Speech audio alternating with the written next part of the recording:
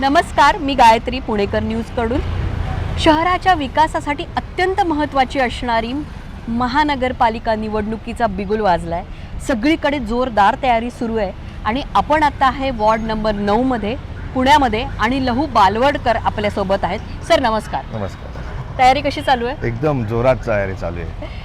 तुमच्या तयारीनुसार तुम्ही तुमचे टॉप 3 अजेंडा ठरवला असेल येणाऱ्या निवडणुकीमध्ये. हो. तर काय आहेत तुमचे? या भागामध्ये बरेचसे प्रश्न प्रलंबित आहेत. या प्रलंबित प्रश्नामध्ये मुख्य प्रश्न जो आहे आमच्या भागाचा की या ठिकाणी ट्रॅफिकची समस्या खूप आहे. ट्रॅफिकची समस्या एवढी आमच्या नागरिकांना भेडसावत असते, त्यामुळं आम्ही आता जास्त करून ट्रॅफिकवरती आणि मेट्रोवरती लक्ष दिलेलं आहे. या मेट्रो जेव्हा चालू होईल आणि जे रोड होतील आणि रोडच्या कनेक्टिव्हिटी चालू होतील, मिसिंग लेन चालू होतील, त्या दिवशी आमची बानेर बालेवाडी असेल किंवा सुतारवाडी पाषाण असेल, सूस माळुंगे असेल आणि सोमेश्वरवाडी असेल, या ठिकाणचे सर्वच्या सर्व रोड हा नव्याने पुन्हा करण्यासाठी आणि मिसिंग लेन पूर्ण करण्यासाठी आम्ही हा मोठा अजेंडा या ठिकाणी घेतलेला आहे.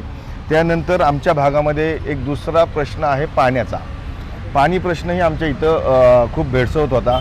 बऱ्यापैकी आत्ता महाराष्ट्र राज्याचे मुख्यमंत्री देवेंद्र फडणवीस साहेब यांच्या माध्यमातून चंद्रकांतदादा पाटील असतील, मुरलीधरांना मोहोळ असतील, यांच्या माध्यमातून हा प्रश्न बऱ्यापैकी संपलेला आहे आणि 100% संपवण्यासाठी आता तो CM साहेब यामध्ये स्वतः लक्ष घातलेलं आहे. बाकीचे बरेचसे मुद्दे आहेत की जे या ठिकाणी कचऱ्याचा मुद्दा आहे, घनकचऱ्याचा मुद्दा आहे, तोही बऱ्यापैकी आत्ता आम्ही संपवण्याचा प्रयत्न आम्ही करणार आहे. सर म्हणजे रस्त्यांसाठी तुम्ही काम करणार आहात, पाण्याबद्दल तुम्ही बोललात.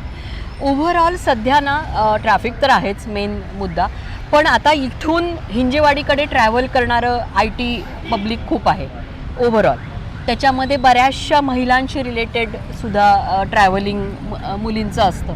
तर तुम्ही असं काही महिला सुरक्षिततेसाठी किंवा ओव्हरऑल महिला सक्षमीकरणासाठी काही तुमचा अजेंडा आहे का? महिला सक्षमीकरणाकरता तर नक्कीच आमचा अजेंडा आहे, कारण महिलांसाठी आम्ही भरपूर या ठिकाणी कामं करत आहोत आणि महिलांच्या सुरक्षिततेकरिता याआधीही आम्ही बरेचसे प्रोग्रॅम, त्यांची जनजागृती असन, बऱ्याच ठिकाणी महिलांचे आम्ही प्रोग्रॅम घेतो. बऱ्याच ठिकाणी महिलांना आम्ही काही गोष्टी आहेत त्या शिकवण्याच्या. आता रिसेंटली आम्ही मागच्याच 2 महिन्यापूर्वी जवळपास 350-400 महिलांना लाठीकाठीचं प्रशिक्षण दिलं. म्हणजे आपली महिला ही सक्षम राहिली पाहिजे. त्यानंतर चंद्रकांतदादा पाटील यांच्या माध्यमातून ज्या महिलेला या ठिकाणी व्यवसाय करायचा आहे त्या महिलेसाठी आम्ही काहीतरी व्यवसाय करायचा असेल, जो काही व्यवसाय त्या सांगतील त्यामध्ये आम्ही आर्थिक मदत करतो त्यांना. की ती आर्थिक मदत अशी आहे की जरी त्यांना 1 लाख रुपयाचा त्यांच्या व्यवसायाची कॉस्ट असेल तर त्यांना आम्ही 1 लाख रुपये देतो आणि त्यामधनं त्यांना दर महिन्याला जे काही देता येईल ते त्यांनी 90,000पर्यंत द्यायचं आणि 10,000 रुपये त्यांना. असे भरपूर उपक्रम आम्ही या ठिकाणी करत आहे. मी आता भारतीय जनता पार्टीचा एक उमेदवार आहे. भारतीय जनता पार्टीचा नगरसेवक झाल्यानंतर या भागातील रखडलेले बरेचसे प्रश्न आहे हे मी माझ्या भारतीय जनता पार्टीच्या माध्यमातून किंवा माझ्या नेत्यांच्या माध्यमातून सोडवण्याचा या ठिकाणी प्रयत्न करणार. मी भारतीय जनता पार्टीचा एक उमेदवार आहे. या 7ही गावामध्ये बरेचसे प्रश्न प्रलंबित आहेत, रखडलेले आहेत. कित्येक वर्ष हे प्रश्न सुटले गेले नाहीत.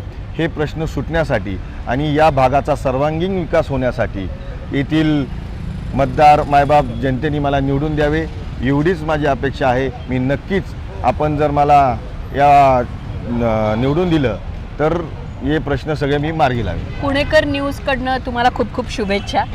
धन्यवाद. निर्णय तर मतदार घेणार आहेच 15 जानेवारीला. पुणेकर न्यूज असेच प्रश्न विचारणार वेगवेगळ्या उमेदवारांना. पाहत रहा पुणेकर न्यूज.